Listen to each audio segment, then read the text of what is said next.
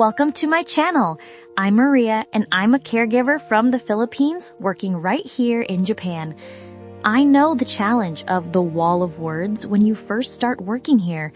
Japanese in textbooks is very different from the living Japanese we use in the field. On my main channel, I share animated stories about how my colleagues and I overcome challenges to create a truly happy environment for everyone. You should definitely check out the main anime series. But this series is focused on actionable Japanese. We are moving beyond correct Japanese to focus on communicable Japanese, the words that truly get the message across and keep our patients safe. We'll cover everything from safe bedside assistance, how to use easy Japanese, to understanding essential onomatopoeia like zuki-zuki and kiri-kiri that save lives. いつもと同じ朝が来る窓の外には優しい日差し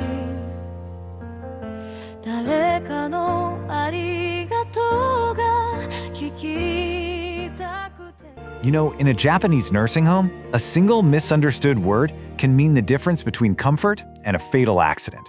Today, we're going to pull back the curtain on a hidden communication crisis in Japan's elder care system and explore the simple yet profound shift that's actually saving lives. So let me ask you this. What do you think is the #1 danger facing the elderly in care facilities in Japan right now? Your mind might go straight to a staffing shortage or maybe a lack of funding. But the real answer? It's way more subtle and honestly, in a lot of ways, much more dangerous.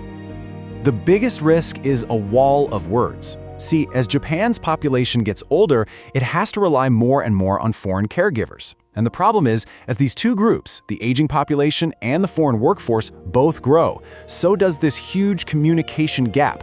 It's like an invisible wall that puts patients and the entire system itself at serious risk. And look, this is not some minor inconvenience. This wall of words has really severe consequences. On the safety front, a simple miscommunication can lead to a patient falling or getting the wrong medicine. When it comes to quality of care, it can totally strip away a patient's dignity. And for the staff, the constant stress and the feeling of isolation from not being understood, well, it causes talented, caring people to just quit.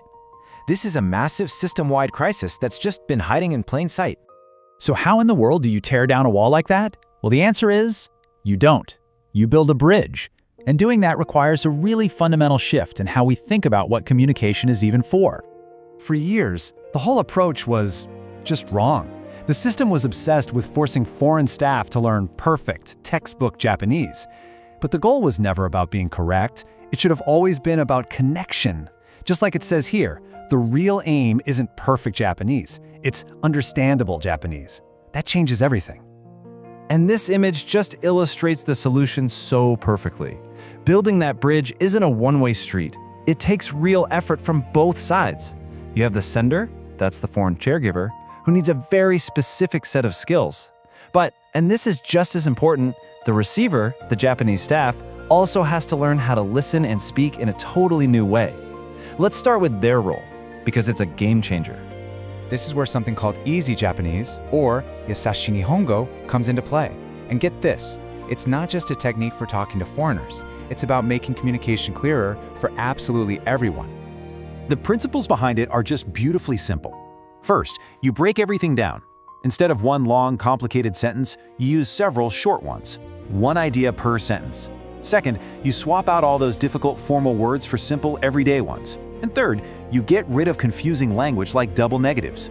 It's basically a complete redesign of the language, but it's optimized for pure clarity.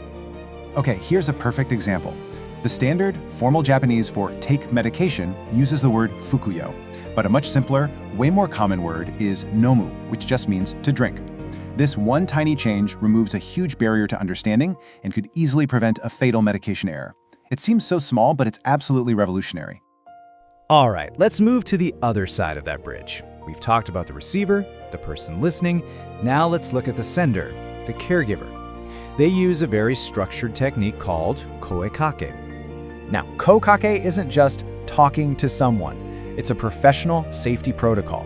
Think of it as a scientific cycle that has to happen in every single interaction. First, you predict. You tell the patient exactly what you're about to do. No surprises. Second, you get consent. You ask for permission before you touch them. And third, you guide them. You give simple, crystal clear instructions for what they need to do. This protects their dignity and, crucially, prevents accidents. Okay, so we've got the theory down for both sides of the bridge, but how does this actually play out in real life? You know, especially in those high-stakes moments where a single misunderstanding could be truly dangerous. Bathing is an incredibly risky time. You've got risks of falls, temperature shock, everything. Now look at the difference here. A standard phrase is kind of vague, right? I'll check the temperature. But the effective phrase is direct and sensory. Instead of talking about what you're doing, you ask a simple question. Is it hot? Same goes for getting out. How is your condition is way too abstract. But asking, do you feel dizzy? Using a specific, easy-to-understand word like kura-kura gets you the information you need right now. Next up, let's look at one of the most physically difficult tasks, moving a person, say, from a bed to a wheelchair. If the caregiver and the patient aren't perfectly in sync, things can go wrong fast. It's this delicate dance of physics and timing, and the whole thing hinges on a single command. So, the key here is all about rhythm. The standard 1, 2, 3 is fine, I guess, but the Japanese phrase, se no, is a total powerhouse. It's short, it's rhythmic, it's instinctive. It's kind of like saying, ready, set. It creates this shared moment of action that everybody just understands instantly, no matter what language they speak. It's basically a universal language for movement. And now, we get to maybe the most difficult challenge of all. How do you understand a patient's pain when they use words that you will never, ever find in a textbook? Right. In Japan, elderly patients rarely just say itai or it hurts. They use these special words, onomatopoeia, to describe the specific sensation of the pain. And these aren't just descriptive flair, they are vital signs. Getting this wrong could mean missing the signs of a heart attack or a bleeding ulcer. This is literally life and death. So let's decode a few. If a patient says their head is zuki-zuki, they're talking about a throbbing, pulsing pain. Think of a bad toothache. That could signal serious inflammation. But if they say their stomach is kiri-kiri, that's a sharp, twisting pain, like a drill, which could point straight to a stomach ulcer. Two totally different situations. And this vocabulary of sensation just keeps going. Chiku-chiku is a prickly, stinging pain, like being poked with a needle.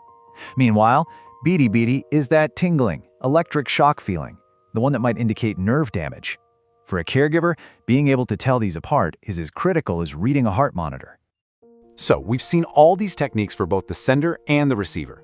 But making this whole thing work isn't just about training individuals. It's about changing the entire culture of a care facility, from the top down. For decades, the entire burden, all of it, was placed on foreign staff to adapt. The system just sort of waited for them to learn perfect Japanese. But that model was completely failing. The real key to unlocking success was a total 180 on that old way of thinking. And this, right here, is the most important takeaway of all. Real, sustainable, life-saving change only happens when the hosts, the Japanese managers and the senior staff, take responsibility for building their half of the bridge. Education has to be a two-way street. It just has to. And when that mindset shift finally happens, it creates this incredible ripple effect. Mentorship programs pop up, so foreign staff never feel alone.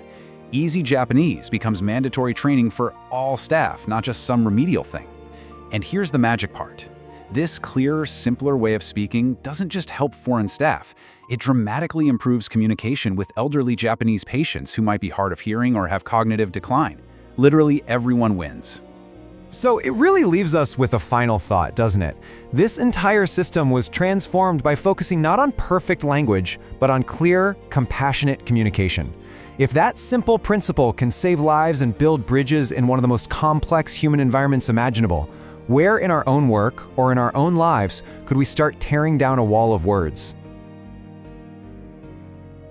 If you want to master the practical Japanese you need to succeed as a caregiver, make sure to hit that like button and subscribe. Don't miss out on any lessons. 一緒に頑張りましょう! Maraming salamat!